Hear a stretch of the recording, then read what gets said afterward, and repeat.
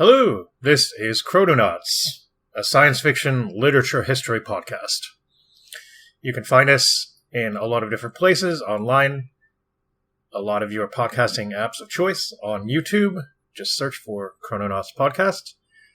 You can send us an email at chrononautspodcast@gmail.com.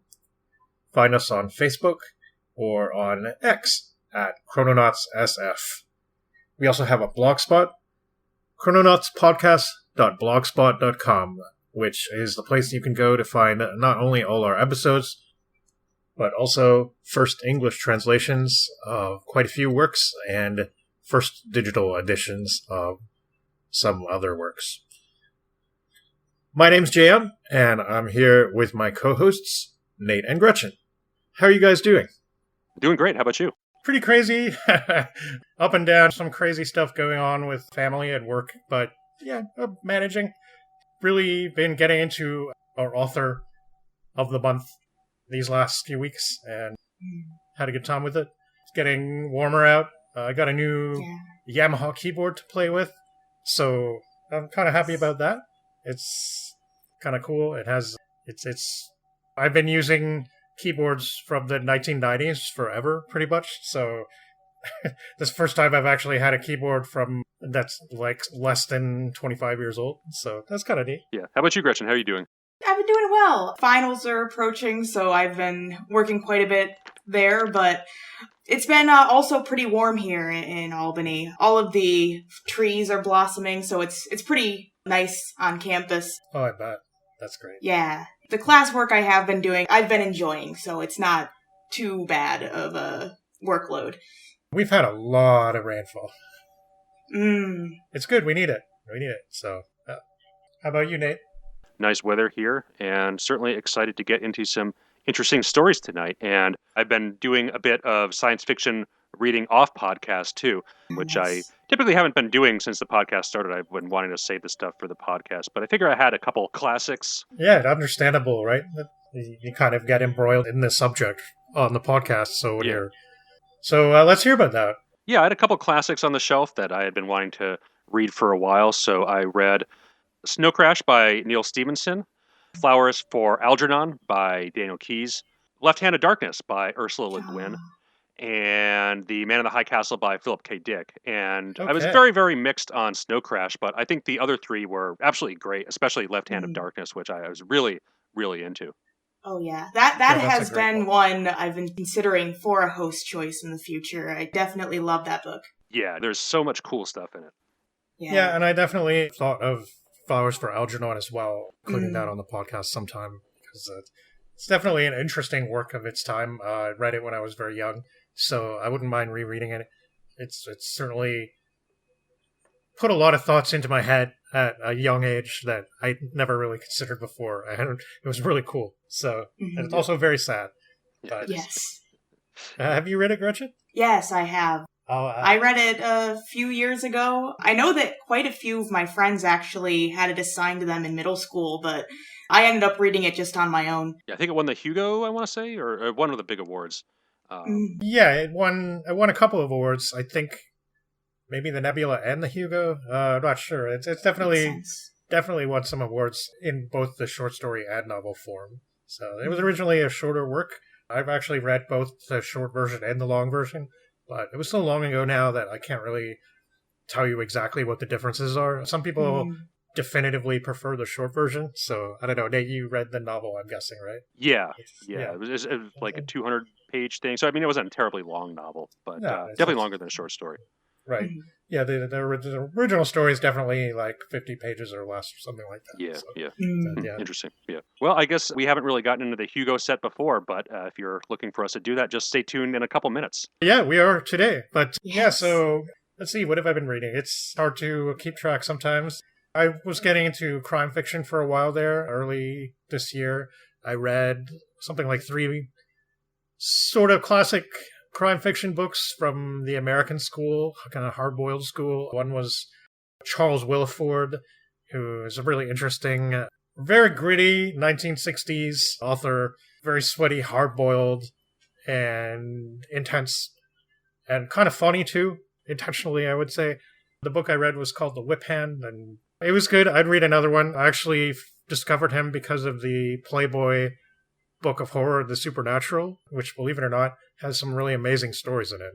And I think the one in there is called The Machine in War 10 or something like that. And it's this really, really cool story, and I'm like, yeah, wonder what this guy's like. The book wasn't as good as that, but it was still pretty cool. I actually started a Dennis Wheatley book called They Found Atlantis. He's pretty well known for writing The Devil Rides Out nowadays, which was made into a pretty cool Hammer movie. But in his time, he was an extremely successful writer, pretty much forgotten now, and maybe with good reason. We sometimes come up against this where some of these old pulp writers and stuff like that have some questionable content in their work. And this guy is like old British school and comes with its own special baggage, I guess, which the Devil Rides Out movie definitely dispenses with for the most part, although it interestingly comes off a bit more Christian than the book does.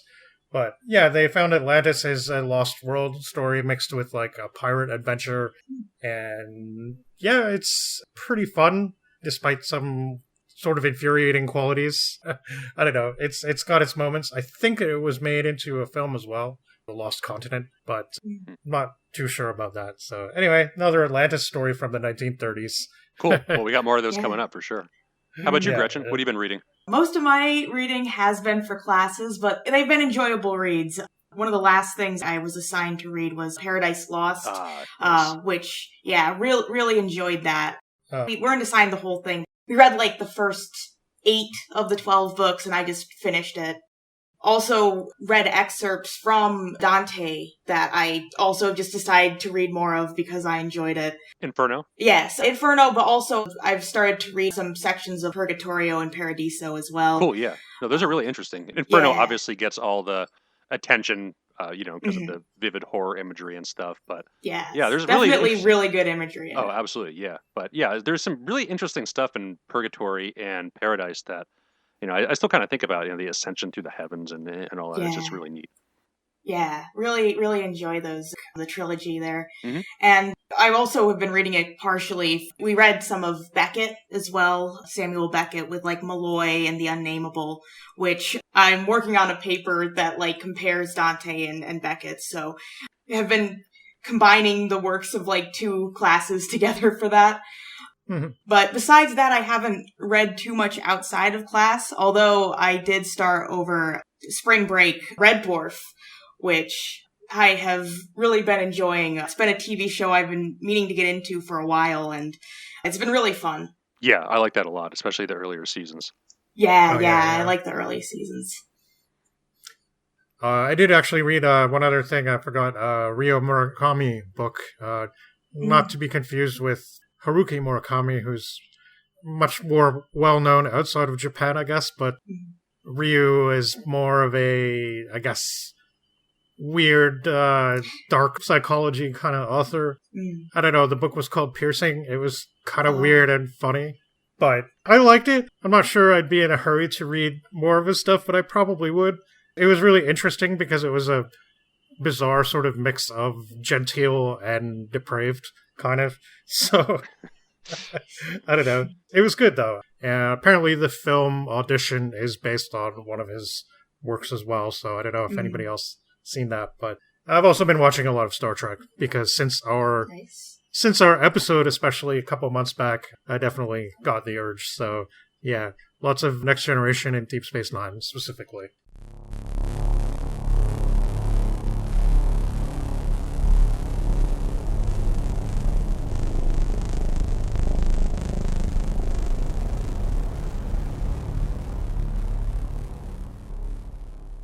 Now we're going to talk about an author that I really like, and when I said earlier that I couldn't think of any other reading, I thought I, of course, neglected our author of today, Fritz Leiber.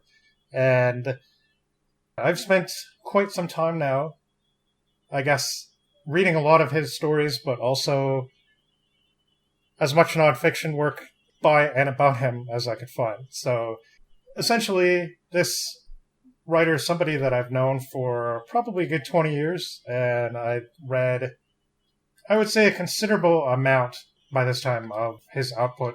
By no means everything, but as we'll discuss when we do this, he doesn't actually have a huge body of work, and there might be a couple of reasons for that, but what there is, this is one of these cases where I'm a little nervous to be doing this on the podcast because, I think he's really cool and I like him a lot.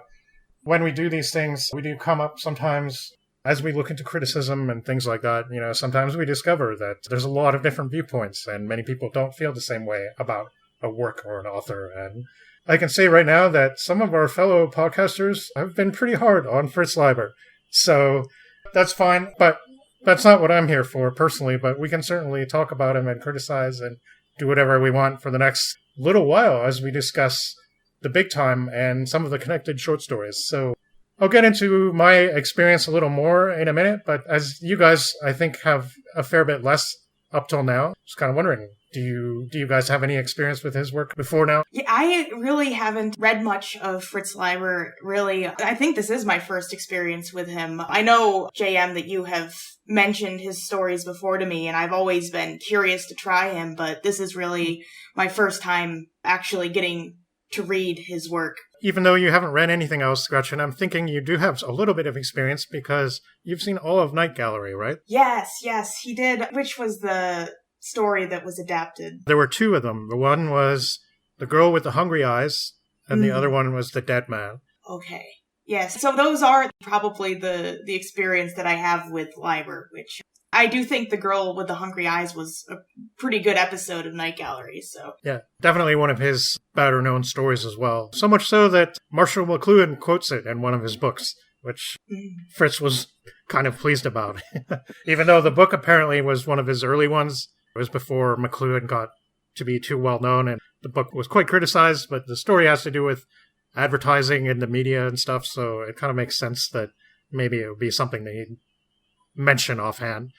But what about you, Nate? Yeah, so I've only read two of his short stories before, Bells and Express and Smoke Ghost, both of which are contained in the Dark Descent anthology. I do have an anthology of Fritz Leiber that's just the best of Fritz Leiber, one of those Del Rey editions, I believe it is. Oh, yeah. Gretchen, you have that too, right? That's the one you have. Yes, I do. Yeah.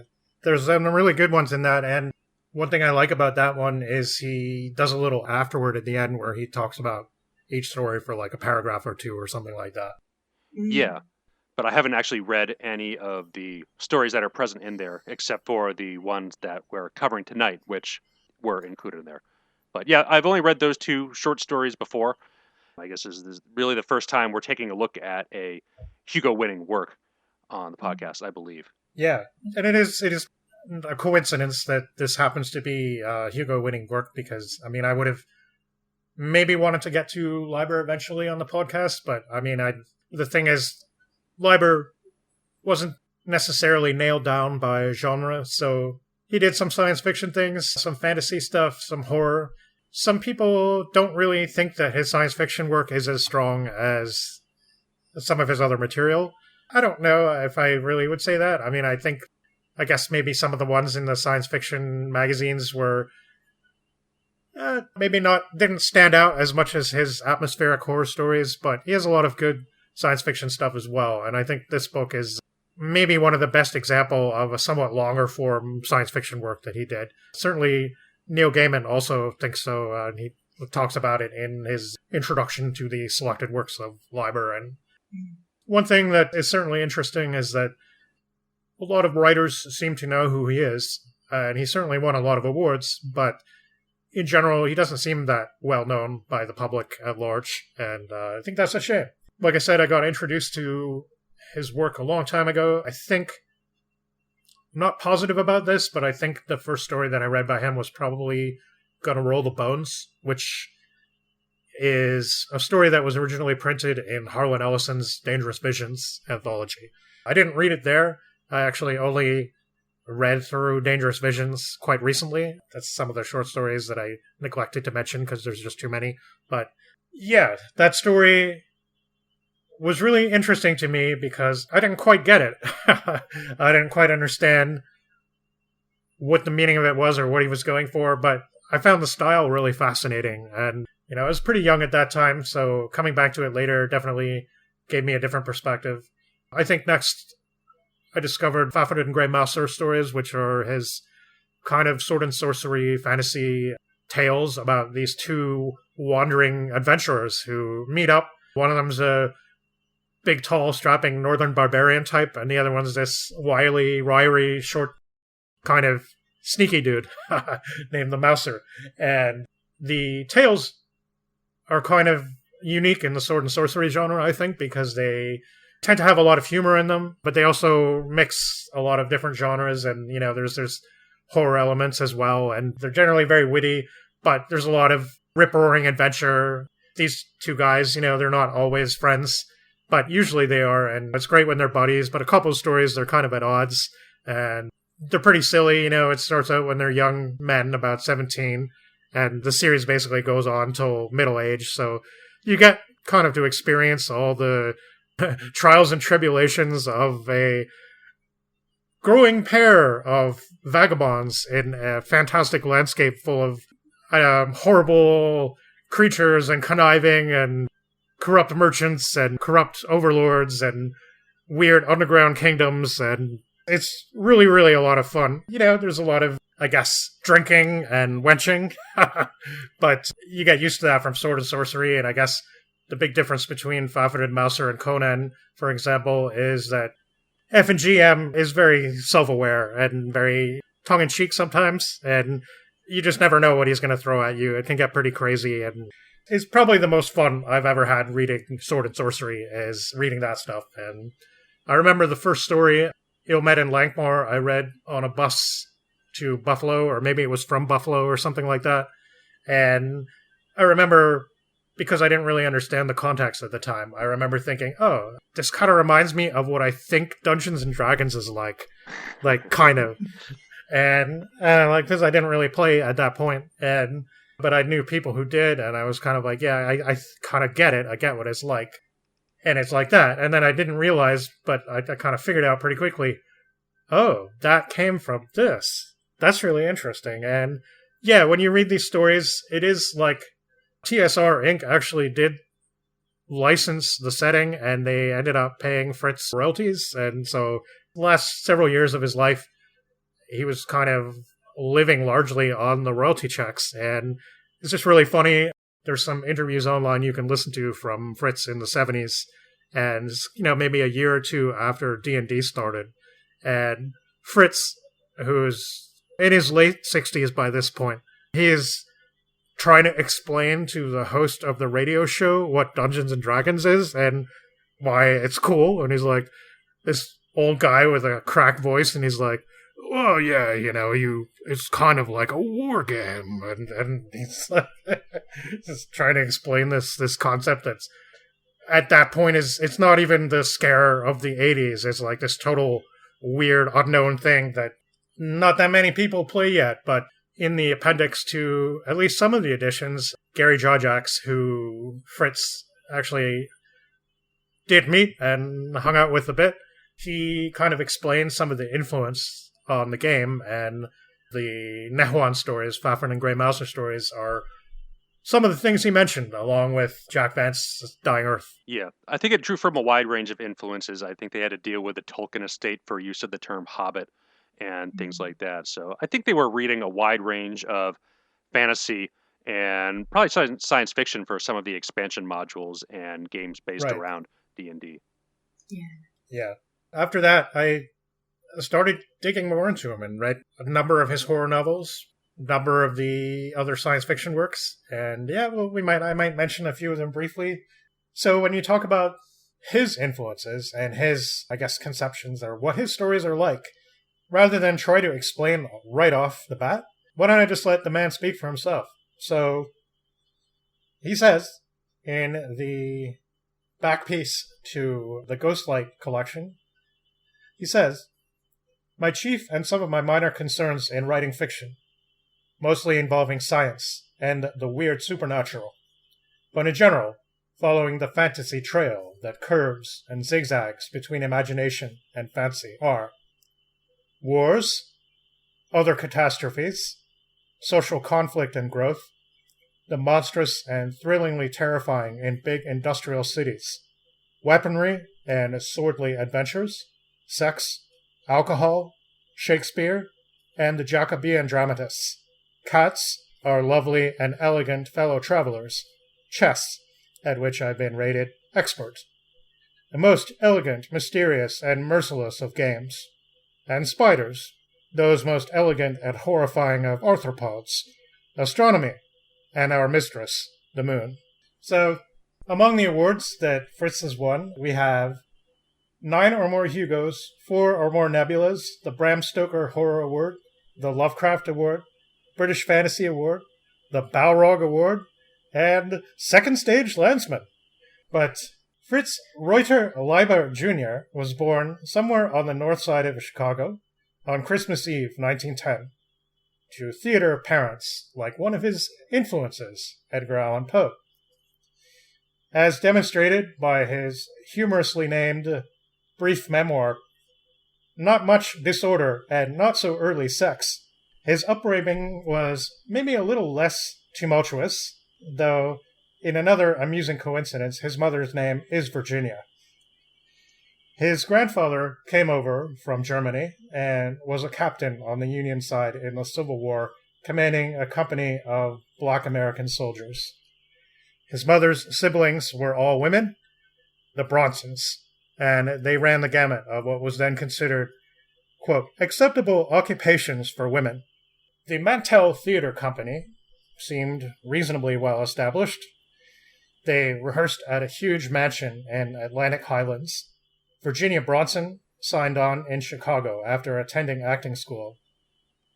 Fritz Reuter Leiber Jr. was born, quote, into the backstage world, where he could watch fantasy being created, the spells being woven for the audience in the darkness out front, the mechanics of illusion and illusioning, a world where the need for make-believe is never questioned, and the importance, perhaps even necessity, of fantasy and living and thinking is not denied. A world of dressing rooms, backdrops, and wings where clothes were costumes, things were props, faces were makeup, and colors were fascinating curves of gelatin that hued the light. A world through which the lines of Shakespeare reverberated over and over. A world that inclined toward tolerance and progress, and that centered in big cities, New York in particular. A world of theaters, hotels, and railway stations. And that is Fritz talking, by the way, sort of cheekily referring to himself in the third person. But yeah, if you really want to know more about him, I highly recommend reading the memoir/autobiographical essay. It's very, very instructive, I think, and that's where most of my quotes come from here. But a couple of years later, Fritz Sr., who was leading man in the company at this time, built a bungalow across the street from the Mantell estate there in New York. And when he started school, Fritz Jr. moved in with his grandmother, Flora, back in Illinois, a town he describes as a, quote, Bradbury sort of town, named Pontiac. And generally, though, he seemed to have moved around quite a bit between New York State and Illinois, mostly living with relatives, presumably while his parents' troupe was on tour. In the summer times, though, Fritz and his parents got to hang out together and vacation at home. Fritz Sr. was an avid and serious reader with a meticulous method. Basically, he would go through one author every summer, and he would always buy his books in sets. So his book collection was probably a whole lot of set pieces of different classic writers, and it seems like this is largely what he grew up with. Now, sometime during Fritz's childhood, his father started up his own acting company, and the idea was to alter American Shakespeare productions somewhat and make them rely less on elaborate sets. Fritz Sr. did much of the carpentry himself and the costume design, and he told his actors to be natural and reactive, and it was a very modern approach at that time. Fritz says his first exposure to genre fiction, aside from The Wizard of Oz, which he had thought was nightmarish because he had the flu at the time. This was during the big flu epidemic that took down so much of North America and other parts of the world. There were 2 issues of Weird Tales his friend had sent him while he was in Chicago. And the insidious Dr. Fu Manchu. He didn't much like them at the time. Quote, "Too many spiders and centipedes. Too much death and strange disease." But the interest, like many of his interests, awoke slowly over time. Same goes for chess, which he picked up from one of Dad's actors, and it would be a big deal throughout his life, and a game he apparently has complex and ambivalent feelings about. When he was into it during certain periods, he was a competitive player, taking part in many tournaments, such as the Santa Monica Open Chess Championship, where he made 7 wins and 1 draw, and achieved an expert rating. So, not quite a chess master, but close. And he actually did write many stories involving chess in some way, literally or less so. Yes. One of them we'll be talking about tonight. Yes, exactly. This is one thing I find really interesting about Leiber is that people say this a lot about authors, right? And they say, well, they write what they know. And you definitely can feel that with a lot of, I guess, mainstream authors. But I don't know. I think when you read some, pulp stories from the 30s or something, it's hard to kind of imagine the author in some of those stories. They seem kind of like, oh, here's an adventure story about some guy going off into outer space and battling giant centipedes or something like that. And yeah, Fritz can kind of do that, but almost everything that he's ever written, from what I can tell, especially now after, I think, becoming very familiar with him and his personality, you can feel a lot of his own experiences in everything that he writes. And it's pretty cool. It's definitely something that, I guess you come to see more and more as science fiction, get integrated into the mainstream, probably. Certainly the last 10 minutes of what you've been saying about his early life, I can definitely see that in all the stories, basically, that we're looking at tonight. There's definitely a lot of those influences that come in there, for sure. The only thing missing is cats, but they do feature in a lot of the other stories. Right. So, yeah. Unfortunately. Unfortunately, yeah. There are some cat allusions still, which is cool, but yeah. But unfortunately, one of the things that he did often write about was alcoholism, and that would be a barrier to both chess and writing, and marked various interregnum periods in his productivity. But we'll talk a bit more about that a bit later. But Fritz went to the University of Chicago, and there he studied psychology and philosophy, and started hanging out with others who were interested in science, and indeed, science fiction, as well as supernatural horror. So, a friend got him into the work of Lovecraft, another big influence, with whom he did correspond a bit before Lovecraft's death. And Dad's theater company got some serious backers in Chicago, who then made some bad business decisions. Don't forget, we're now in the Depression, so a few years into it, the company was bust. However, persuaded by a friend of the family, Fritz Jr. entered the Episcopalian ministry, of all things, and here's one of the most wacky chapters of Fritz's life, in my opinion, that really made me laugh, because I used to imagine what it would be like to do something like this. So, basically, he gives reasons for this that are, if nothing else, fairly solid. He reasons, well, preaching is a kind of acting, isn't it? Maybe true belief would come out of it later. So, Fritz is pretty charming in his autobiography there, and he just basically says he needs to be taken by the nose a bit and led to a thing in order to start doing it. And it's kind of funny, he kind of makes himself out to be a little bit timid and unambitious, but then somebody will suggest something to him and he'll be like, hey, that sounds like a really good idea, and just try it. And one of his family members said, Fritz is a good boy and really smart, but you have to tell him to do something. And he did all right at the theological seminary and was soon shuttling between 2 parishes and giving sermons he said were adequate. And all his friends thought he was gaga for God, but he lasted 2 semesters before realizing this whole thing was silly and bowing out with embarrassed firmness, is what he said. So, Meanwhile, Dad had plans to start a new company and was able to do this. And Fritz was sort of aimless at this point. A return to university under partial philosophy scholarship not really working out. So he finally got a full season of acting under his belt. First, under a pseudonym. And this would be a touring company in the old vein. And he was playing Edgar in King Lear, and some of his first published stuff were actually write-ups in souvenir programs for 1934 on plays like King Lear. And he was also writing children's stories for a magazine called The Churchman. Dad had a long game in mind, and the young Fritz didn't know about this, but he used money gained from the tour to move his family to Los Angeles and get into films. And Fritz Sr. did have a good reputation, and he ended up in something like 50 features before his death in 1949, sometimes in quite prominent roles. Fritz Jr. himself was in a few. He played a scene with Robert Taylor in the movie Camille. Now, in his autobiographical essay, Fritz speaks very candidly and openly about his problems with sex as a young man, and his naivety and even occasional gaucheness. And it's pretty charming to me. I think he's pretty good at laughing at himself.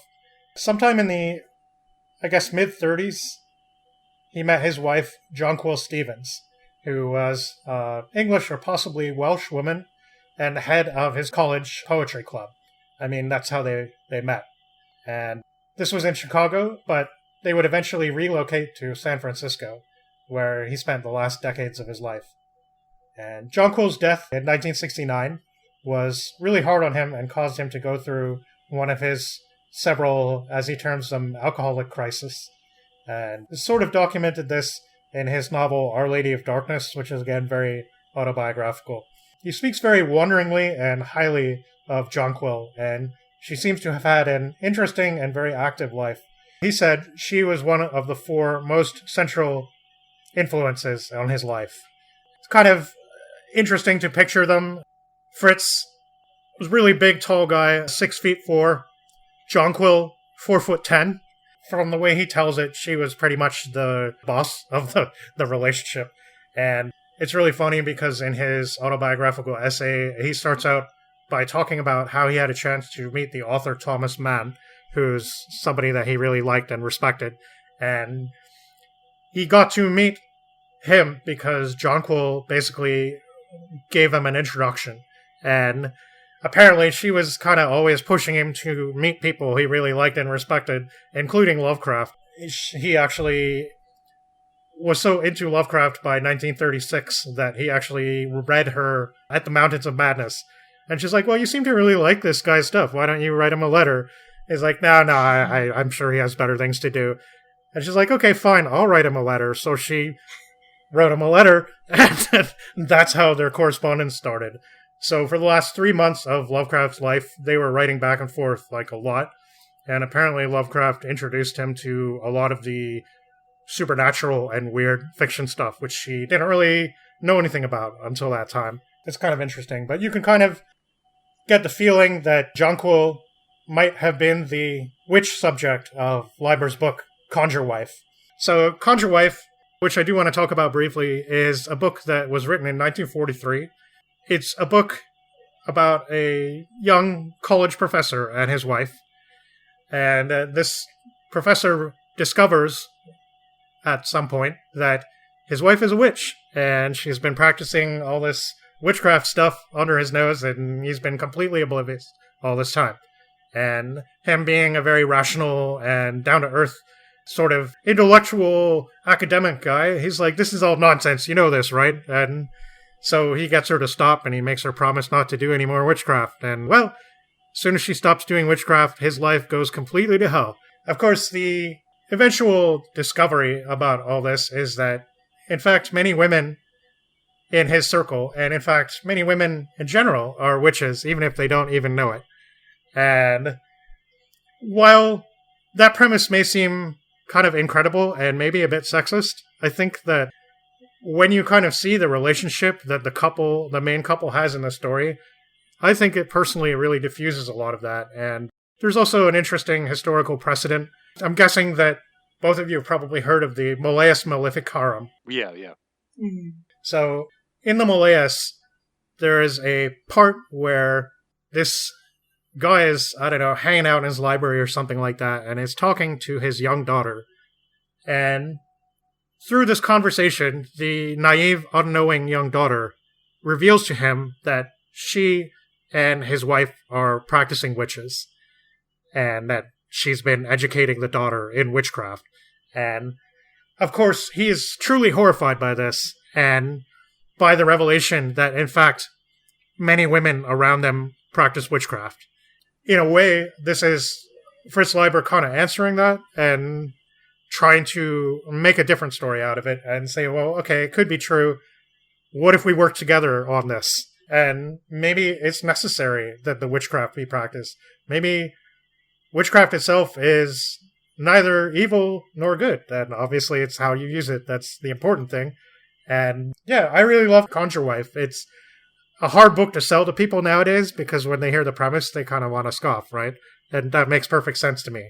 But if you just read it and you see what kind of a book it is, it's actually really, really good. And I think that the mass media must agree because this is by far the most adapted Fritz Leiber story. It's been filmed, I think, a total of 4 times. First in the 1940s under the title Weird Woman. Then again in 1960 or 62 as Burn Witch Burn, a really cool British film. And then in the early 80s as Witch's Brew as a comedy. So yeah, its story has definitely been out there.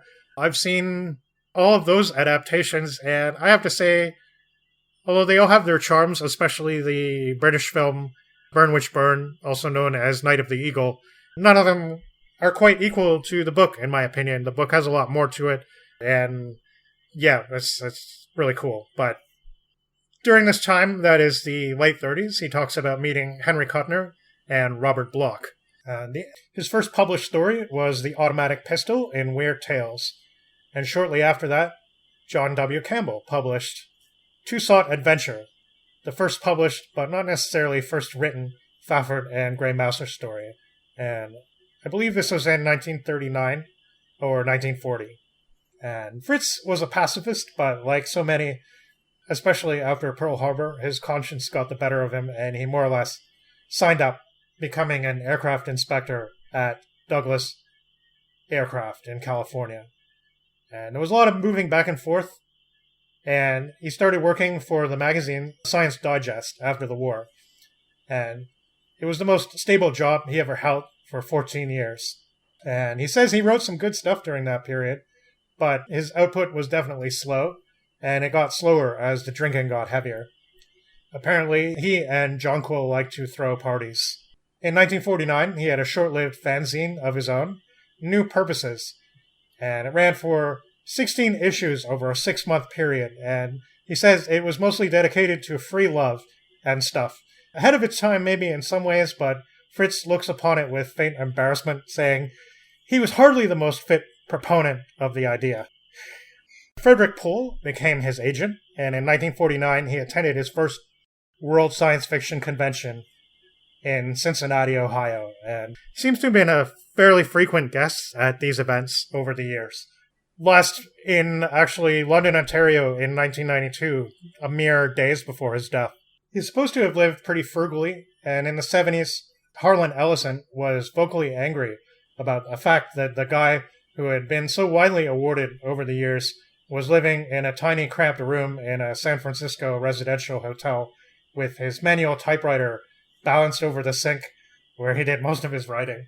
But others said that he kind of preferred to live simply and spent most of his money on dining and travel.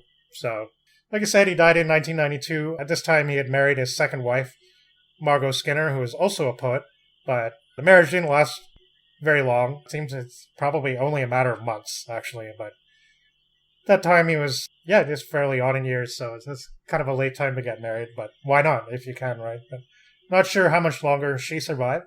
Yeah, so our novel that we've chosen, though, is The Big Time.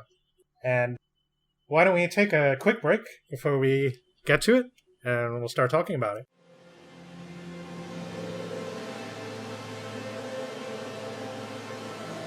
You don't know about the Change War, but it's influencing your lives all the time, and maybe you've had hints of it without realizing. Have you ever worried about your memory because it doesn't seem to be bringing you exactly the same picture of the past from one day to the next? Have you ever been afraid that your personality was changing because of forces beyond your knowledge or control? Have you ever felt sure that sudden death was about to jump you from nowhere? Have you ever been scared of ghosts?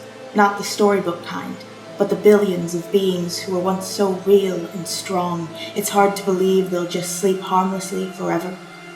Have you ever wondered about those things you may call devils or demons, spirits able to range through all time and space, through the hot hearts of stars and the cold skeleton of space between the galaxies? Have you ever thought that the whole universe might be a crazy mixed-up dream? If you have, you've had hints of the Change War. So The Big Time was published in Galaxy Science Fiction magazine in March and April 1958.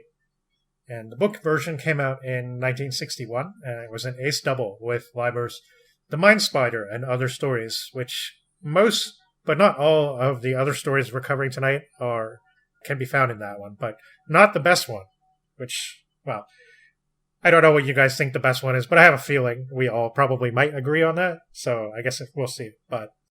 So it was, I believe, the Galaxy with a book publication that it won the Hugo, and it was written to the accompaniment of music, one of only 3 times Fritz apparently did this. The second of the 3 times was Desk Full of Girls, which we'll get to at the end here. But The Big Time was written to the accompaniment of Beethoven's Pathétique and Schubert's Unfinished Symphony. Now, in 1958, when this story was published, Leiber hadn't written anything for 3 years. He says, "The reason I hadn't written anything in that time, I was going through my first and most severe alcoholic crisis, and between drinking and fighting drinking, there was no time for anything else, nor the capacity for doing anything creative, of course. But when I finally did get off the booze and squared away, it took 4 months. There were complications.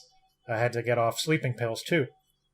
I wrote The Big Time in exactly 100 days from first conscious conception to sending off the manuscript, which I laid out lovingly and handsomely and final typed myself. Very rich with all the stuff of my galloping alcoholism and its eventual remission. Fictionally transmuted, of course. My typewriter was hot. I have that on the testimony of no less than Horace Gold, editor of Galaxy. He changed his mind after that, of course, as soon as I sent him a story he didn't like, in fact. But at the time, he said so, and it was true. My typewriter really was hot. Something spun out almost automatically. So, this is the 3rd time I've read this book, and this book is one of the cases where something has actually gotten better for me each time I've read it. And so I really enjoyed visiting it again. Last visited it almost 4 years ago now, when I was actually a guest on the Here Goes There podcast talking about it. And that was a really good time. But here we're going to go over things and through things the Chrononauts way. And yeah, it was, I guess what you could say, maybe it's a deep reading for me this time. And I feel like I got a lot out of it. And I enjoyed it a lot. I've always, I guess, been fascinated by the concept of not just time travel, but how things from the future and past traveling into different time periods could influence things, and maybe in ways that would be very unfortunate to, I guess, the people living in that time period. Definitely said this before, but I think that if people were actually coming to us from the future, they would probably be our enemies in a way, because they would be set on leading us down a certain path, and this book is all about that. And in fact, it's very influenced by the Cold War, clearly, and I guess I really did pick up on that a little more this time, and how much that probably influenced, I guess, not just the story itself, but the way the book is written and the kind of paranoia that interlaces some of it and stuff like that. I think this is a really interesting example of a book that's quiet in the sense that it takes place all in one room. There's not really a lot of action, but there's an awful lot of tension and an awful lot of underlying things that seem really terrible that are not fully gone into, but are just grazed just enough where you kind of realize the horror of the situation. How sad it is that these people are kind of stuck with this. So this is you guys, your first time reading this book. Let's hear some very general opinions to start with, I guess. What did you guys make of the style, the character of it, the conflict, and so on? There's definitely a lot in here, for sure. And I think this is one of those books that really would benefit from a second or even third reading because of that. I guess on its face, we're dealing with a locked room mystery with a whole background of weird timeline manipulation stuff in a way that I thought was a little bit reminiscent of Leinster's Sidewise in Time. But that was basically a straightforward adventure story, which is not what we get here. I think overall I really like this one. But again, it has a lot of like subtle character moments and things like that I think would hit a little bit better, and I'd appreciate it more a second time around, knowing what's happening, knowing the characters involved and, what they do in the other stories that we're covering tonight. But also here, I think having a second go around at that, it would be nice to revisit for sure. Yeah, I agree. Especially even the other stories that we're covering tonight, they all feel like ones that definitely are worthy of rereading and like viewing from a fresh perspective after having gone through it the first time. Yeah. There's a lot of richness in the Big Time, and thinking of especially what you had said, JM, about like people from the future being sort of our enemies, and it kind of feels reminiscent to me a little bit of More, and I definitely see the Leinster though, Sidewise in Time as well. Yeah, the More, you mean the vintage season? Yeah. No, there's definitely some clear similarities there. I mean, we get all these like I don't even say it's random mashups of people from various different time periods, but how people from the far future would go back to ancient Rome or whatever. In this case, they're not there for tourism, but they would probably be perceived by that world in a totally different way. Right. Yeah, it's just kind of interesting to think about all the little stitches in here through time that we get of people from various times not only meeting up in this, I would even call it an alternate reality. Like the timeline continuum here is just so fluid and flexible. It's almost like anything can happen at any time and change anything. Though I guess we'll see in one of the later stories that that's not exactly how it works, but it is kind of. And it gives everything a very weird but interesting feeling. Yeah. Pretty recently, I was talking with a friend of mine after class about time travel stories. I mean, it was right around the time I just finished reading The Big Time and was reading some of the other stories we'll be talking about. And sort of like how the ripple effect and the butterfly effect and how differently Leiber tackles that in this story and in the other stories that we'll be covering. It's just a really interesting way of looking at timelines and how we view the past and present and future. And there's certainly other takes on it in popular media that I want to mention later. But he does have a very interesting take on it. And the way it plays out both in The Big Time and the other stories is like almost completely different. So it's not like the other stories are The Big Time Part 2 and The Big Time Part 3. They're just like totally different takes in their own way on this weird universe that we get. Some of them don't even mention the time travel war at all. We just like kind of get this little snippet view, whereas here we kind of get a front and center view, but in a interesting and I guess unique way, in that we don't get the full picture at all. We just get this like one strange piece of it with a lot of major players, or at least major players in that they do a lot in the universe compared to some of our other characters. Yeah, it's interesting that like the other stories sort of like just add layers. There's not really like one central, even like you were saying, this isn't like a full view of everything that's going on in this universe, but all together they kind of make all these pieces that sort of fit together in a really interesting way. Yeah. And I think another interesting thing is a lot of these stories were published more or less around the same time. So people were taking in these stories in the same first couple months. He submitted 3 stories that took place in the same universe to 3 competitive markets, and he wondered if that was really a smart thing to do. This is the usual kind of Fritz Leiber kind of disarming candidacy where he's like, Yeah, I don't know if I did the right thing. But because indeed, I think a lot of people who read The Big Time are not actually aware that there are stories connected to it. That's not a very publicized thing. And in fact, I didn't realize that for a long time. To the point where I think I was actually getting ready to do the Hugo's there guest spot. And that was kind of when I realized, oh, wait a minute, there's a whole bunch of other stories. And the main character from The Big Time has a whole other story. What? So it's not like nowadays where, everybody has their big universe that they publicize their big series and it's all a big event published every couple of years. There's a big 800-page doorstopper set in the whatever universe. Yeah, this is a totally different climate, right? So one of the scary things that I didn't 100% pick up on the first time I read it, and which is kind of more apparent to me each time I go, is that the time periods described in the book, in The Big Time, and the different times that are alluded to, and there are many of them, including contemporary ones to Fritz Leiber's time, are not really the time periods that we know. Things have obviously changed a lot. Yep. And it's pretty scary, some of the things that he describes. And you realize the small time that the people lived in before they came to the big time, which is wherever they were recruited from. Do you guys think this counts as military science fiction? Not really. It doesn't really feel like it. Yeah, I didn't feel that it would. I mean, there's obvious, influence from the Cold War and that general feeling of paranoia and mutual espionage and kind of technology transfer, but I wouldn't say military stuff. Military science fiction to me just has a very, I don't know, almost pro-patriotic. It almost feels like it's I don't know.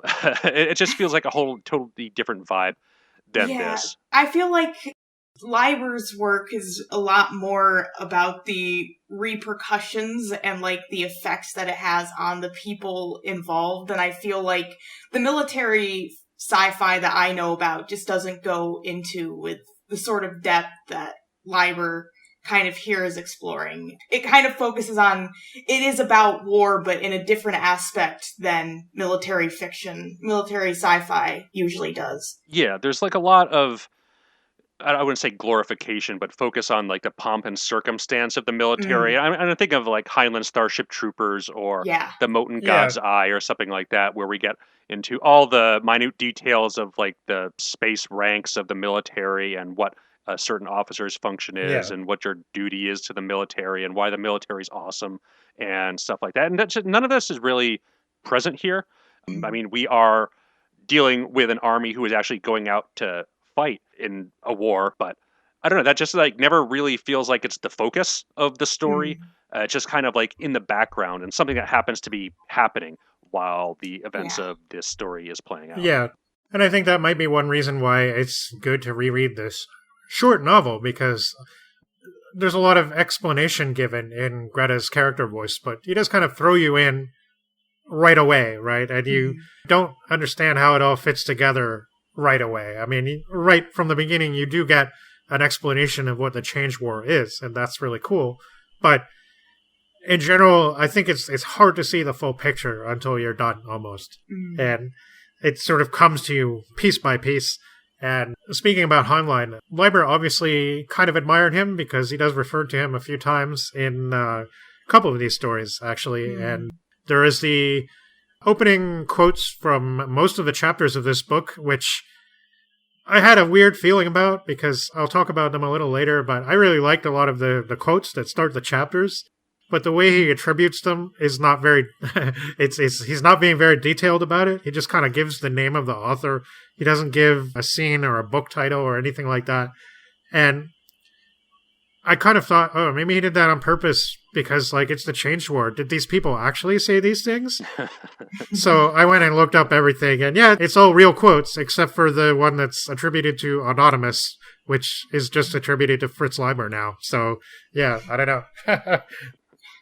It would have been fun if he did throw in a couple of fake ones. That would have been pretty cool.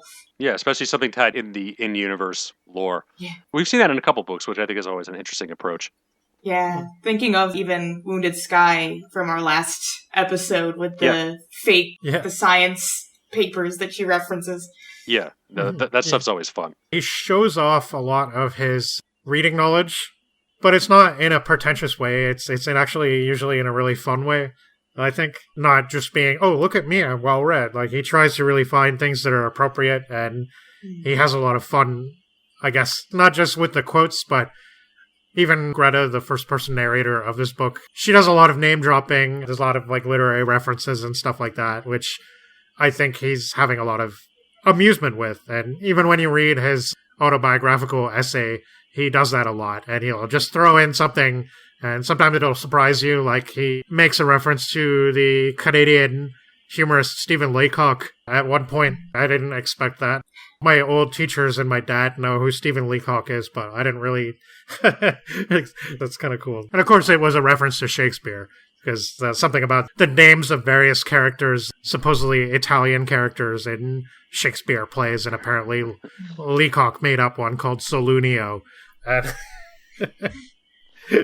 don't we talk about what happens in this book then? So before we do that, I guess, so the book is narrated from the point of view of a woman named Greta, and we get her voice through the entirety. So I guess before I kind of go through the happenings in this book, what do you guys think of the narrative voice? I think it was one of the weaker parts of the book. I like Greta as a character, but he just doesn't capture her voice in a way that some other authors are able to capture women's voices. There's some passages that just seem a little off, like he's trying a little bit too hard to be feminine. That just doesn't entirely work for me, but it's not something like later Heinlein, like Number of the Beast, where I'm like rolling my eyes so far out of my head that I feel like I'm going to break my skull, you know? Yeah. Yeah. I feel that it was weaker, too, but not too much. I think that it was mostly just, I can see it being written at the time that it was written. I guess it does feel that it's a little dated, but not enough that it took me out of the story itself. Yeah, I definitely agree with that, yeah. So I think, I don't know, I like it. I mean, maybe it's just because I like his style, but I also think that he captured a pretty unique and fun voice to narrate the story. And I could hear a voice in my head when I was reading this, like, the whole time. And I mean, there are some parts, yes, they're a bit actually uncomfortable, and they have to do with a certain character that we'll get to later. But, like, I don't really think that, I don't know, I don't think that we're meant to, I mean, we're meant to sympathize with her. Like, we're meant to kind of feel sorry for her a little bit, I think. And whether you think that that's, like, I don't know, unfortunate that you have to pity the main character who's narrating the story, because maybe she's not quite as resilient as she could be sometimes, or she's not, like, she doesn't stand up for herself the way maybe she should. But at the same time, I think that the narration does a pretty good job of justifying that, and it doesn't make it good, it just makes it kind of relatable. I will say that all of the stories except one are first-person narration. I do like the effect that it has on the stories and how it kind of does show the events from, like, a particular fixed point rather than having a sort of third-person narration. Yeah. I do like that aspect of it. Yeah, definitely. And I do like Greta as a character, and I like her focus on as the focal point of the story and her role in the story itself. It's just some of the word choices here. I'm being really minorly nitpicky here. I mean, when I say it's one of the weaker parts of the book, I mean, a weaker part of a strong book to me is still strong. But I mean, yeah, there were a couple times where I didn't note down any examples, but where, again, the word choice felt a little bit off, not necessarily in a bad way, just in an off way, just something that doesn't sit 100% right, you know, not offensive or bad or anything like that. It just, I guess, maybe doesn't land as well as it could have. But it's a relatively minor nitpick. It didn't really hamper my enjoyment of the work overall. So, I mean, I think the other thing is, it is supposed to be a little bit courty at times. Like, not in a, I mean, I'm not saying that in a derogatory way, but I do think, like, there's a certain amount of cornball, not dialogue, but just like the way it's expressed and stuff. It feels sort of its time, but yeah, for sure, in a way that I think is very charming. Personally, not like it doesn't put me off or anything like that. Yeah, it is pretty endearing, even when it doesn't land, as Nate said. It's not something that's, again, takes you out of the story or makes you want to not read it. Yeah. And I mean, I do think it fits her personality too, and I think a lot of it is her attempt to cushion her bad feelings with silly humor, I think, a lot of the time. That maybe doesn't quite always come off, but, like, you know, she's trying, right? I don't know, maybe it's because I'm seeing this, like, usually I would say, if I wasn't into the book so much, I'd be like, oh, that's just Fritz doing his thing, but because I'm into it and I'm following the narrative voice, I'm more like, oh, that's just how Greta, that's just how she's talking and how she's trying to reason things out and trying to deal with her emotions, which are sometimes pretty negative.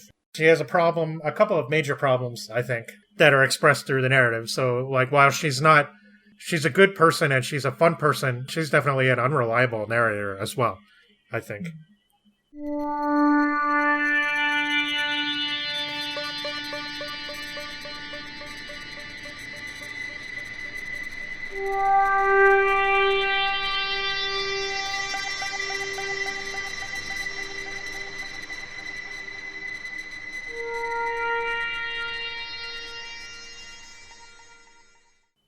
So, everybody is affected by the Change War, but most don't know it. The spiders and snakes, sort of comic booky names there, they want to change everything to fit their particular designation of reality. Is it ideological? Is it merely a state of the world or the galaxy or the universe that they want to maintain? It's never made entirely clear because, our book takes place in a recuperation station, which the narrator, Greta, refers to as the place. It's a kind of drop-off point for soldiers in this great temporal war. And Greta and her colleagues are sort of combination nurses and entertainers.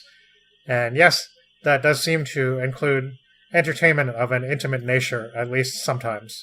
Yeah, that was definitely the sense I got. Yeah, for sure. The place is like a combination nightclub and Zeppelin hangar. Or like a stage set, in fact, with various eccentrically attired and behaving characters popping in and out at regular intervals. And Greta is a former native of Chicago, probably from sometime in the first half of the 20th century, but it's not really our first half of the 20th century. And she's a party girl, is how she describes herself. And she was taken out of time and space at age 29, apparently by the spiders for whom she works. Her Scandinavian parents had wanted her to be a doctor, but she's very disturbed by medical stuff, especially where the spiders are concerned. They tend to invert people. Her suggestion is that by the time of the story, she's been there a very long time. She does get the occasional vacation from the place, though currently those are off limits. And she likes to go to Renaissance Italy. It's a favorite spot for her. The downside is that she has to go piggybacking with soldiers in the temporal war. And who knows what they might be up to there after they drop her off at her destination. There are also weird surgical practices the spiders carry out. And the man named Doc in the place is supposed to be responsible for this, but he's too inebriated all the time. Sid is nominally in charge. And there's also Beauregard, a piano player. Doc, the hopeless drunk from Nazi-occupied Tsarist Russia.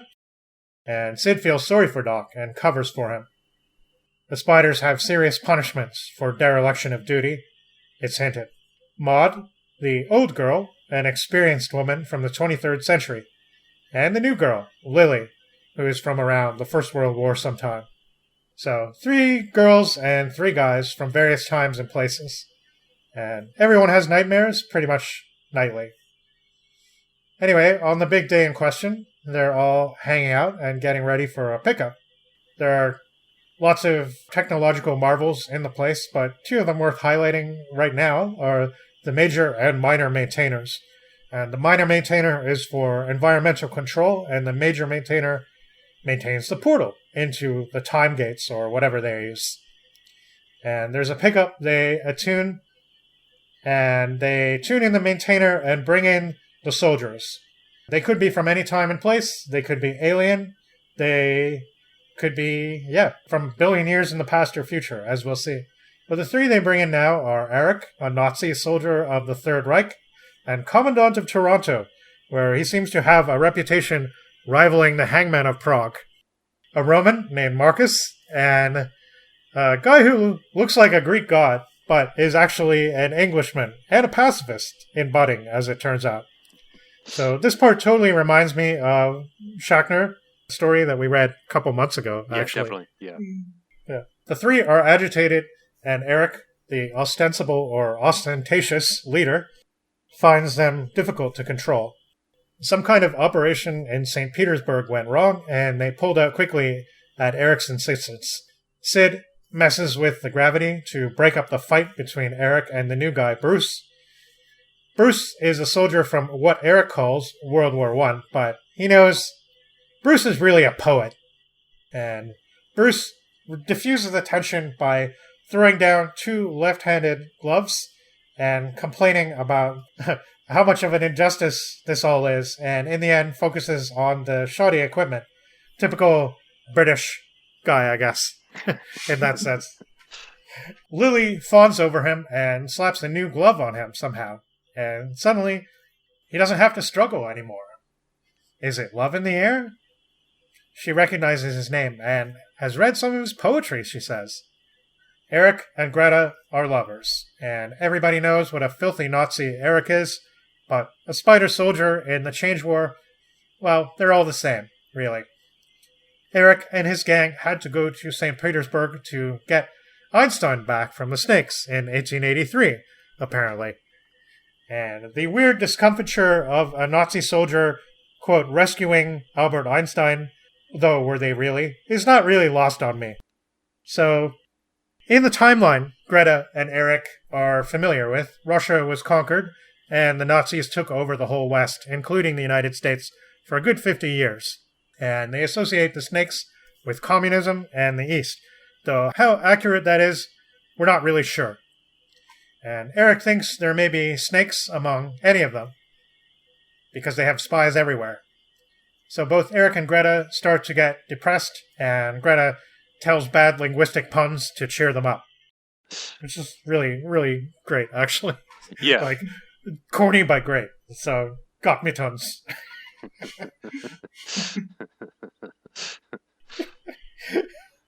But Eric laughs like he's dying.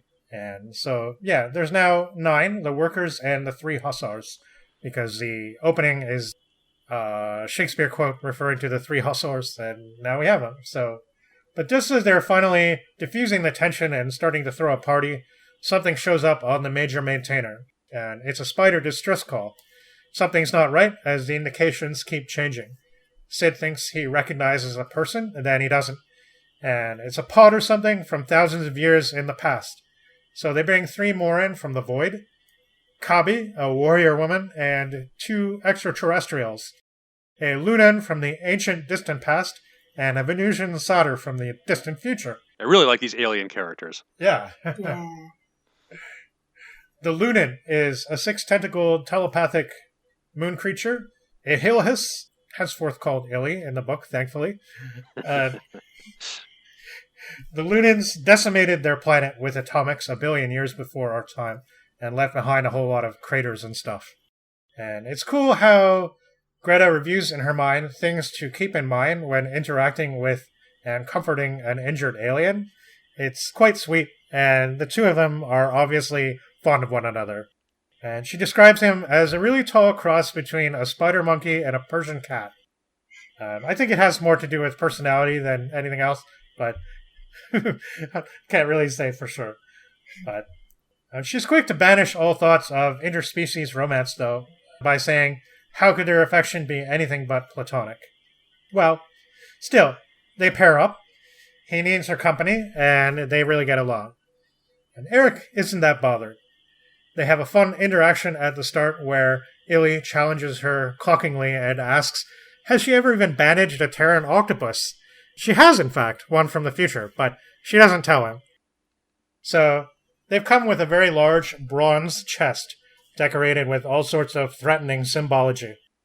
And there seems to have been a terrible battle. Kabi, the warrior, describes it rapturously, but in the end, it overcomes her, and she bursts into tears. And it all comes out when she continues. So they were defending Crete again. It's apparently a stronghold in time. And the snakes used a weapon to melt their guns, and though they were rescued by a small craft called an express room, piloted by Sid's old acquaintance, they are attacked somehow and are exposed to the time winds. Kabi keeps sending out her distress call, and Benson was the guy with the mission, and he told Kabi how to operate the chest, which is an atomic bomb. So they were supposed to go to Sid's and pick up 3 black hussars, and they got him there, and more. But they're supposed to go to Alexandria and detonate. To save Rome, I think. And Sid is furious. It's a recuperation station, not a battle post, he says. But of course they're all panicky about having the live bomb. Is it armed? So they want to introvert or throw it out. So to introvert in this case means totally isolate the place. There's no hope after that. They'd be permanently untethered from the cosmos, or so I thought. It turns out not to be true, and I was still a little unclear on how introversion works, because they make it seem like once they take that step, there's no turning back, but I guess once they get the device back that's missing in the story, they're able to fix it in the end. But Doc has an idea, but nobody can understand him. The poor guy. Illy is a thinger, and the Satyr Sevati just wrestles time and space around, so they don't have any idea about atomics. But they debate stridently over the bomb for a while, and Eric literally jumps on it. Bruce trying to get them to convert to pacifism, but Eric the Nazi commandant is having none of that. And meanwhile, Greta knows they've all been moved by Bruce, though, and Eric tries his best to ridicule him, but Lily, of course, as well as Bo and Doc and the Satyr Sevati, want to join him. And they all turn to Greta for her answer, and she's the one that notices, yes, the major maintainer is gone. So they appear to be introverted now, in fact, and they speculate on whether the introversion happened with the maintainer before it vanished, or if the vanishment is the cause of the introversion. And Greta gets it. Introversion equals scuttling. So the packages containing the ghost girls, which Greta calls envelopes, are all flat. Have they escaped? So what are these ghost girls? Well, they seem to be extra entertainment that they keep around, and there are remnants of people who existed in time and are now, I guess, wiped out of history, and all that's left of them is a vague remnant of a human being, and it seems very cruel that they use these people for these purposes. But what about all these doppelgangers? Greta thinks they could vanish at any moment, which always seems like a possibility in the big time anyway. It does sound like certain artifacts or symbols or rituals are meant to prevent that, or at least protect individuals against it. They set the place apart, and Greta and Sid have eerie feelings about the 2 ghost girls who were in the room when it happened. And they finally don't settle down glumly and restlessly, up and about and doing useless things. And Greta starts musing.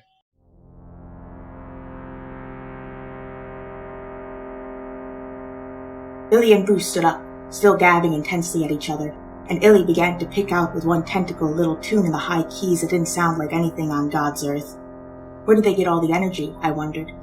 As soon as I asked myself that, I knew the answer, and I began to feel the same way myself. It wasn't energy. It was nerves, pure and simple. Change is like a drug, I realized.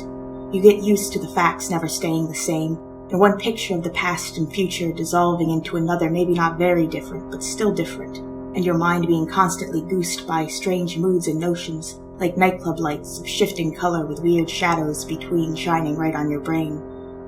The endless swaying and jogging is restful, like riding on a train. You soon get to like the movement and to need it without knowing, and when it suddenly stops and you're just you and the facts you think from and feel from are exactly the same when you go back to them. Boy, that's rough, as I found out now. The instant we got introverted, everything that ordinarily leaks into the place, wake or sleep, had stopped coming, and we were nothing but ourselves and what we meant to each other and what we could make of that, an awfully lonely, scratchy situation. I decided I felt like I'd been dropped into a swimming pool full of cement and held under until it hardened. I could understand the others bouncing around a bit. It was a wonder they didn't hit the void. Maud seemed to be standing it the best. Maybe she'd got a little preparation from the long watches between stars. And then she is older than all of us, even Sid, though with a small O and older. The restless work of the search for the maintainer had masked the feeling, and now it was beginning to come full force. Before the search, Bruce's speech and Eric's interruptions had done a passable masking job too. I tried to remember when I'd first got the feeling and decided it was after Eric had jumped on the bomb, about the time he mentioned poetry, though I couldn't be sure. Maybe the maintainer had been introverted even earlier, when I turned to look at the ghost girls. I wouldn't have known. Nuts. Believe me, I could feel that hardened cement on every inch of me. I remembered Bruce's beautiful picture of a universe without big change and decided it was the worst idea going. I went on eating, though I wasn't so sure now it was a good idea to keep myself strong. She wonders about opportunity and motive, and mentally examines everyone else's. The maintainer is supposed to have a flashing light when it's introverted, but no one was paying attention because of Bruce. And she ultimately figures it was probably Lily at the behest of Bruce, even though she has doubts about this theory. The woman is putty in the hands of the man she loves theory, that is. And that is a direct quote.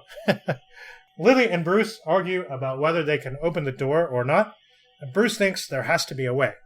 Lily breaks down in front of Greta and talks about her resurrection and how she wishes she hadn't done it. She talks of remembering 2 different lives for herself, dying of the same disease in 1929 and in 1955 Nazi-occupied London. There wasn't much liquor in the 50s, she recalls, so it took a lot longer. But she thought Bruce had died at Passchendaele. Excuse me, how do you actually say that? Passchendaele. Incredible. She had the thing for him all this time, even though she only knew his poetry. And that doesn't really happen, I say, but Leiber might be the sort of guy who believes it just might. Now, she's basically got some kind of spirituality thing on because she's now met Bruce in real life here in the place. And she talks of the strange Japanese man who came to her with swords and a futuristic weapon and asked, "Voulez-vous vivre, mademoiselle?" Greta is deeply affected by Lily's tale, and she realizes she's been a little harsh toward her all this time. Lily insists that Bruce didn't notice a thing, but she's still happy there are no change winds now. How could she not be? And I love the way Greta responds to this. Lily's all like, "This is an unbeatable opportunity!" And Greta's all, she wants to serve her big love thing up to us on a platter, but it doesn't cut or cook that way. So what's this big opportunity, she says to herself. Hang on to your hat, Greta. It's hope!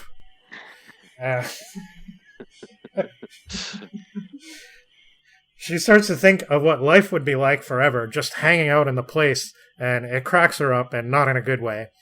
Miss Polly Andre. Sadder children. The Place Peacemakers football team. A crucified Bruce, a martyr to his cause. But now, they can't get out, so what's the point? Maud starts menstruating, so they know they're somehow back in the small time. Drunken Eric throws a big rant against women, and he's just, I guess, both letting off steam and trying to goad people, which is something he's really, really good at. But, of course, this baby Cosmos thing wouldn't appeal to him at all. Bruce punches him in the face and calls him Loki.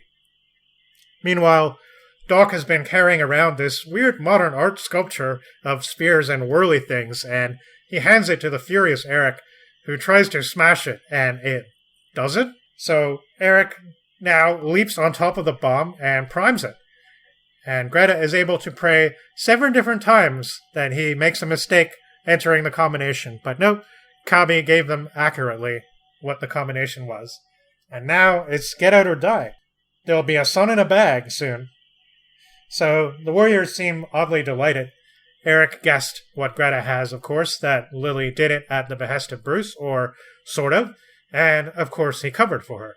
There's a physical fight now in the place, and Kabi the Amazon really kicks ass, but Eric the Nazi just stands there smugly. Kabi takes charge of Lily and threatens her with inversion without anesthetic. It's Greta's worst nightmare, on top of the fact they're probably going to be blown up. Everyone is in favor of extracting the information from Lily at whatever cost, with Ely the alien wincing and saying, "Don't mind me, I'm just sensitive. Get on with the girl. Make her tell." Then Greta looks at the weird sculpture Doc was trying to show everyone and figures it out. Doc was trying to say earlier to invert the bomb, and the glove Lily gave Bruce, a right-handed one, was his left-handed one, inverted, turned in the fourth dimension. The weird sculpture is the major maintainer, which Lily placed in the art gallery of the place. Doc knows everything that's in the art gallery, and that thing doesn't belong. While everyone is distracted by Lily and Kabi, Greta goes and inverts the thing back to its proper maintainerness. And then they can flick back the introversion switch, which I had the impression was permanent, but it seems that it's not. So the change winds hit again, and Greta is so relieved, like an alcoholic getting her fix. Sid demonstrates his acting chops and fools everyone into thinking there is a Spider Lord visiting them from headquarters. Greta is really impressed with how good of an actor he is, and Leiber's theater love shows itself yet again. But nobody seems that pleased with Greta, least of all Sid, and it's a bit sad. Eric and Bruce and Mark are all buddies again. Sid isn't being nice, and she seemed to think Illy the alien would speak up for her or something. But Lily does recount what she did, but something about it makes Greta think nobody is convinced. So now she's all alone. And the love bubble has been punctured too. Lily is disillusioned, and Bruce is washed up. Yeah. All things change, Mark says, but nothing is really lost. Bullshit, thinks Greta. They tune in Egypt and get ready to materialize. Illy talks to Greta and tries to explain his conception of the Change War. Not really a war at all, but an evolution. Snakes represent wisdom. Spiders, patience. Adam and Cain were demons, and Illy's had 1 billion years to study Terra and its history. And there's a poem at the end. There's a really cool song that they all sing. And that's basically the end of the book. So it's a very short novel. Some would say, I guess, a novella nowadays. I think the audiobook version is about 3 hours long. So, yeah, really, really cool reading experience, I think, that I probably will want to visit again someday. I really like a lot of the hints that are given here, so why don't we sort of talk about, now that we've kind of done the, I guess, plot synopsis, we can talk about some of the things that are dropped into the text, with lots of information dropped in, big lumps of exposition, but they seem quite natural in the way Greta tells it. Yeah, so I guess one of the things that are dropped in about, this whole story and the nature of change and all that is Greta herself. So what do you guys think about the idea that Greta is really Greta Garbo, but her past and history changed several times over to be Greta Forzane? I don't know. She said specifically she refers to Greta Garbo at the beginning and says she's not as pretty as her or something like that. Yeah. And I mean, there's a couple references to her in some of the other stories, and Fritz Leiber obviously had a thing for her, but it just kind of makes me wonder, this whole thing of identity and history and the timeline and all that. Maybe I don't know. That was just kind of one thing that was popping into my head when I was reading this. Yeah, I definitely think that is a part of it. I mean, there is a lot about identity and how people can be changed by these things and not even know it, and I actually made a list of all the horrible things that are alluded to in the book. And that was one of them, basically, is that, like your personality can change and you might have a slight feeling that something is off, but you obviously not realize it because this is your new personality, right? Yeah, I think that's a really interesting part of the novel. Even the idea of the zombies and this whole concept of you can be pulled from your timeline at the moment where it seems like you're about to die, but because of changes, you are partially helping to create that timeline completely shifts and alters, and you can die sooner or later than that point. Yeah. There's actually a lot of different names that are mentioned, different categories, I guess, of individuals and different things that are pointed out. And one of them is that, okay, so there's demons and zombies and ghosts. And the demons can be active in and outside the cosmos. So I guess outside is eternity or the big time. And the zombies act dead when they were in the cosmos, since they have already died in the past. And the ghosts pilot the zombies. So, yeah. Doc is the oldest inhabitant of the place, and he comes from this past that clearly doesn't exist in our current timeline. Again, there's basically this indication that a lot of elements of the Second World War happened earlier, and yeah, the Nazis took over Russia a long time ago. Essentially, it seems like it's a means to an end kind of thing, because everybody kind of acknowledges, oh, Nazis are terrible, right? But we're the spiders, and we're supposed to represent the West in this story, right? Because it is a Cold War metaphor, kind of. And so the means to an end conception is that, yeah, we have decades of Nazi-occupied countries, but in the end, it'll be worth it because something better will emerge. And obviously, people living in that time period they would not think such a thing. Yeah. Considering how many people were probably butchered and how miserable it's described. Greta basically says she was on the run and she was pretty much like a victim living in 1950s Chicago or something like that. And she has this really unfortunate Stockholm Syndrome thing going on with Eric. And that's really uncomfortable. Yeah.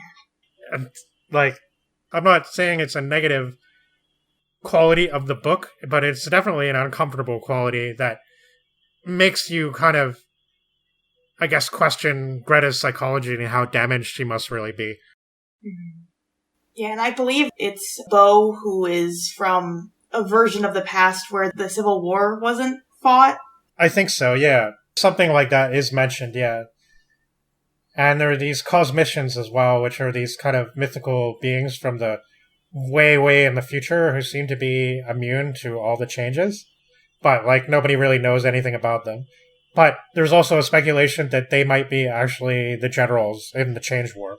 So another horrible thing about this is that I don't really think, a war like this can ever end. No. I mean, there's no end in sight. I mean, there's, no goal, really. I mean, a traditional war is you try to take a piece of territory or defend against an enemy who's invading you, whereas the fighting and grounds that they're fighting on are so abstract. They're just fighting to fight because it's always been done and always will be done. In a sense, like the U.S. and Soviet Union Cold War, I felt at times, I'm sure, to the people who were living through it for the decades that it was going on. Always the promise of a brighter future, while the superpowers are meddling in the affairs of everywhere else throughout the entire world to benefit their particular cause. Yeah. Yeah. And of course, after that, we have claim the forever wars of the Middle East. So it kind of feels even more relevant than it did back then. Oh, definitely, yeah. Yeah, and it does seem like there is an endpoint that they know about, which is billions of years in the future, where I guess the final decision is made, but it's so far in the future that they're always preparing for it. So it's yeah, there's no way to end it because as long as there is a little bit of one side or the other left, they're always going to be trying to alter things. Mm-hmm. And it seems like it's a lot of work to alter things too. It's pretty much specified here and in one of the other stories that there's always maximal resistance to everything that they try to do. Mm. That's, I guess, why it has to be such a massive struggle all the time. You can't just go in and alter something. You have to do it with the heavy guns, so to speak. She says, all things meet with maximal resistance always. Otherwise, the first change at the beginning of time would have wiped out everything, like the birthplaces of all the people in the room. Also, the changed world makes people sterile, apparently, and women no longer can give birth. And there's no menstrual cycles.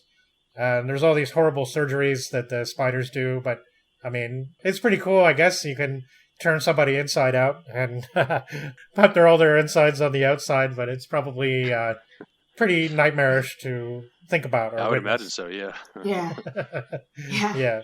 I don't blame Greta for being very disturbed by it. Oh, yeah, because apparently this was done to her once. So, and, yeah. Was it something that she just witnessed, or was it something that happened to her? I guess she must have witnessed it, but there was something that was done to her when she came back, I think. And she doesn't really go into it, I guess, because she doesn't like remembering it.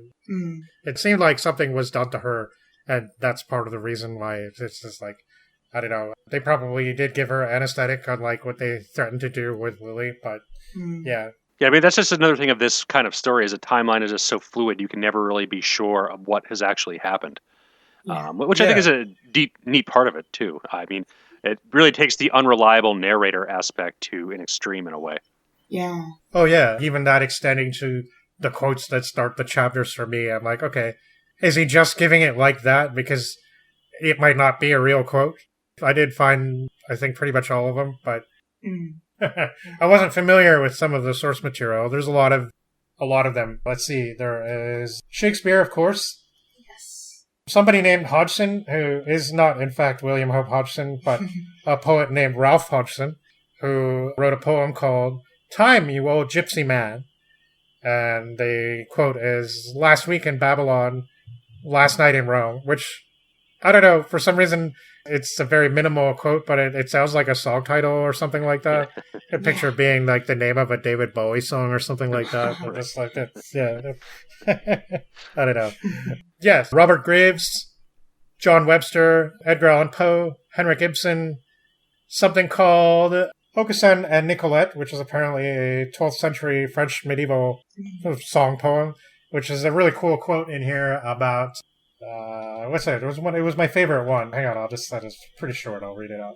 It's really interesting the way he picks out the excerpts to begin the chapters, because sometimes they really reflect in an interesting way what's going on in the story. There's everything from like an excerpt from a report on the atomic bomb to, like mostly poetry and plays and stuff like that. Yeah. Yeah, I know one of the people also quoted was Spencer, which part of the Fairy Queen for one of my classes, and because he is so vague with the attribution, I was wondering, did I read that part in the section we read, or was that from another part? And he quotes the Duchess of Malmsey too, which you read last year, right? Yeah. The quote from the French medieval song poem goes, "Hell is a place for me, for to hell go the fine churchmen and the fine knights, killed in a tourney or in some grand war, the brave soldiers and the gallant gentlemen. With them will I go. There go also the fair, gracious ladies, who have lovers 2 or 3 beside their lord. There go the gold and the silver, the sables and ermine.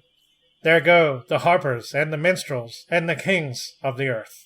Yeah, I don't know. I like that one a lot for some reason. The Poe one was from one of his detective stories when they're basically tearing the place apart, trying to find the maintainer.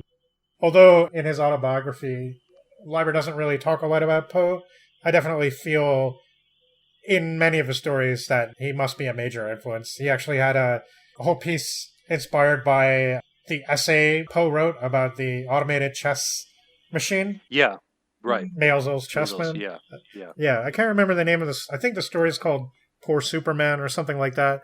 And he really gets into it. And it's cool. And just kind of doing this made me remember a lot of the Leiber stories I've read over the years and how neat a lot of them are. So, after finishing this, I did read a bunch more stories, some that I had read a long time ago and some that were new to me.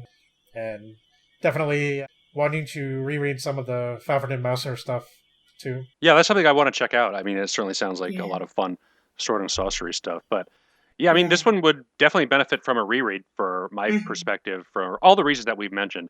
I mean, the fluid timeline and the unreliable narrator in particular. I mean, this is all about the character moments and all the weird stuff he shoves in here. I think more so than any of the themes or any kind of plot that we have going on. I don't know. Right. It feels like a golden age version of No Exit or something like that. It's it's a very cool book. Yeah, and so much of it is implied, right? So again, that's kind of one of the reasons why it's such an awesome thing to, I guess, get into more than once. A lot of it, of course, is dialogue. I really like Bruce's impassioned speeches, and he brings up a lot of cool points, and, I like how he's talking about the Platonic dialogues, and he's like, they're kind of assuming that there's some sacred things from the past, but how would they even know if they forgot them, right? And I don't know, like, the ending of the book is to me really sad, even though there's kind of this, hope in what Illy is trying to tell Greta. I don't think Greta's entirely convinced, and she's mostly thinking about her people, right? That her people is the people that she knows now in the place. And, okay, yeah, she was very cynical about Bruce's scheme and Lily's, like, happiness about the little group that they're going to have there in their own private cosmos and everything like that. And she's, like, not too happy about it, but at the same time, it's like, she really feels the sadness at the end. Lily's not, like, I don't know, she's kind of disillusioned because Bruce has gone back with his war buddies after all, and all the talk of peace and goodwill and stuff like that, in the end, everything just kind of goes back to the way it was before. Yeah, and honestly, even worse with how suspicious they all are of Greta, especially Sydney. It's very lonely. It's a very lonely ending. Yeah. I do feel like there should have been ghost boys as well as ghost girls, though. Yeah. Probably. Yeah, you'd probably get that nowadays. I don't think in the 50s a lot of people were pushing that element too hard, but you never know. We might find something that. Yeah, but again, like I think that the concept is pretty well expressed in the last story. I mean, we're talking about the 1950s here, and like Leiber is definitely, especially in his essay, which was written in the 80s, his autobiography, he's like really expresses a lot of open-mindedness about stuff, and definitely he's aware of a lot of the social changes that have been going on, and he doesn't really make excuses for himself, but he says, his upbringing was like his parents were really into this theater thing, and they were cosmopolitan in their way, but they were also quite conservative, and he's trying to learn about different things. And I guess when he finally did meet the person that was to be his wife, he hadn't really had a lot of experience, and he's still kind of trying things out, I guess, and learning about the world, and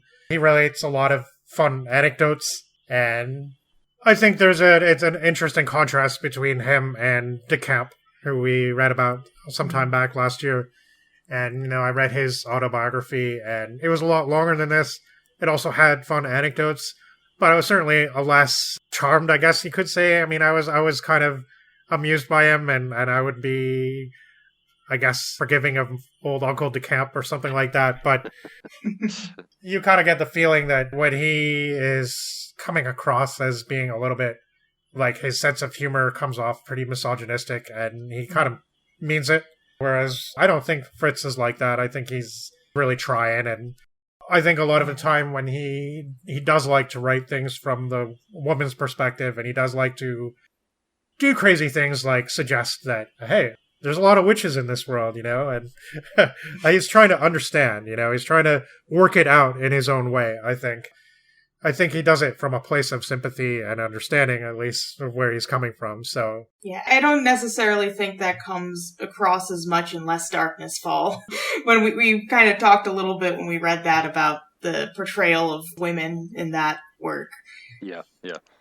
Yeah, he does, like, definitely, in comparison to some of his contemporaries, I think he does seem, at least by the time he's an older person, especially, he does seem a lot more attuned to, I guess, the struggles of not just women, but minorities and even the LGBTQ community and stuff like that. He does mention that a bit in his autobiography and talks about how he was trying to understand a lot of things in the 30s and trying to figure out his own sexuality and stuff like that, and talking to gay friends and getting their advice and stuff like that, and wondering what kind of person he was and what it would be like to change his identity and stuff like that. And I think that he works a lot of this out in his writing. And again, it's just like, yes, he writes atmospheric horror stories set in an urban setting. He writes fantasy. He writes science fiction about time travel and the future and stuff. But you always get that sense that there's a lot of him in everything that he's writing. It's not just making up stuff. He's got his own personal interests that always come to the fore. And pretty much in everything. The tone can vary a little bit. Fafnir Mouser, yeah, it's like wacky fantasy stuff, but it's also, it has a lot of his fun-loving side to it, which has a destructive side as well because of the alcoholism especially. Those characters are always drinking. And you read Our Lady of Darkness, talks about him as an older fellow. The narrator of Our Lady of Darkness is a writer named Franz Weston or something like that, so sounds a lot like Fritz Leiber. And he's living in San Francisco in an apartment. His wife's died like the year before, and he's basically been drunk the entire year and doesn't remember anything that happened. And so the book is that him trying to pick up the pieces and meanwhile discovering that he's come into possession of a diary of Clark Ashton Smith. And he doesn't remember acquiring it, but it kind of ties into his fascination with urban horror and the idea that, I guess, 1 million people all congregated together in one place thinking various thoughts, and power lines and subways and gas lines and all these different things that are interconnecting that transmit power, and which people who have certain knowledge can use to their advantage. So, again, it's witchcraft and curses and things like that are all fascinating to him. And I don't think I've ever read anybody quite describe what it would be like to be placed under a curse as well as Fritz Leiber can. He's done that in a number of stories, and it's a pretty unique take, is something like, I guess you take for granted when you read fantasy and horror. It's like, oh, they're under a curse. Now they're going to have some problems. Because I would say 90% of his stuff is first-person narration, like most of these stories, as Gretchen pointed out. So you really, really get into the heads of his characters and what they're thinking. And yeah, they all have a bit of the Fritz voice. It's got a distinctive ring to it anyway. I have a really good time with it anyway. And I'm glad you guys really enjoyed this book too. Yeah. Yep, definitely a lot of fun. Cool. So should we check out the other things that are happening in the Change War? Yeah. Why don't we go to the theater then? All right. Yes.